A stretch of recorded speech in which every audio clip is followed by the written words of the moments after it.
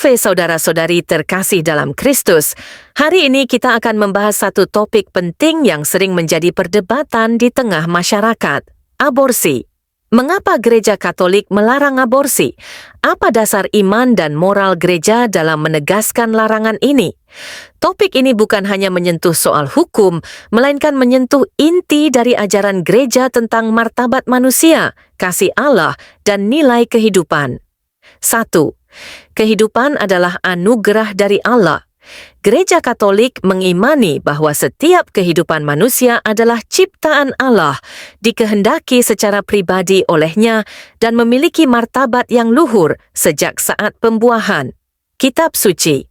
Sebelum aku membentuk engkau dalam rahim ibumu, aku telah mengenal engkau. Yeremia 1:5. Sebab engkaulah yang membentuk buah pinggangku, menenun aku dalam kandungan ibuku. Mazmur 139 ayat 13. Dari ayat-ayat ini, kita memahami bahwa kehidupan manusia dimulai bukan setelah lahir, melainkan sejak dalam kandungan.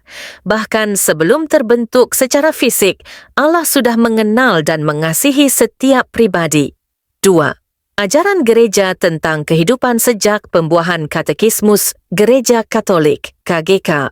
KGK 2270 menegaskan, kehidupan manusia harus dihormati dan dilindungi secara mutlak sejak saat pembuahan.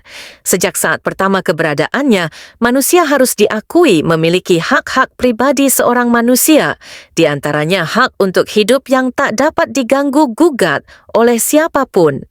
Dengan demikian, Gereja Katolik melindungi kehidupan dari saat pembuahan hingga kematian alami dan aborsi, yakni penghentian kehidupan dalam kandungan secara sengaja, dipandang sebagai pelanggaran berat terhadap hukum moral. 3. Aborsi sebagai pelanggaran berat terhadap hukum Allah. Aborsi langsung, yakni tindakan yang disengaja untuk mengakhiri kehidupan janin, dianggap oleh gereja sebagai dosa berat. KGK 2271. Sejak abad pertama, gereja telah menegaskan bahwa setiap tindakan aborsi langsung, yaitu aborsi yang dilakukan secara disengaja, adalah suatu kejahatan berat. Ajaran ini tidak berubah dan tetap berlaku. Perintah Allah yang kelima, jangan membunuh, Keluaran 20:13.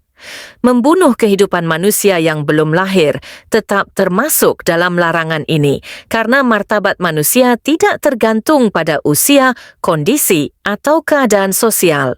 Keempat, ajaran konsili dan dokumen gereja Gaudium et Spes, dokumen konsili Vatikan II, nomor 51 menyatakan, segala sesuatu yang bertentangan dengan hidup, seperti pembunuhan dalam bentuk apapun, genosida, aborsi, eutanasia, sungguh-sungguh dikutuk oleh konsili ini.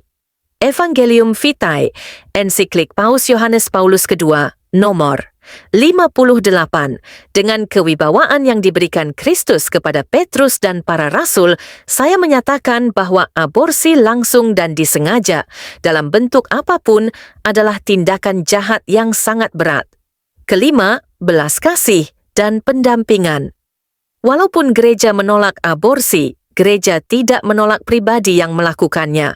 Gereja hadir untuk mengulurkan tangan belas kasih dan pengampunan, serta menawarkan pendampingan rohani dan emosional kepada para wanita yang menghadapi kehamilan sulit. Amoris Laetitia, number 83. Gereja tidak mengabaikan kompleksitas situasi. Namun gereja harus menunjukkan belas kasih dan kehadiran Kristus bagi mereka yang merasa tidak memiliki pilihan.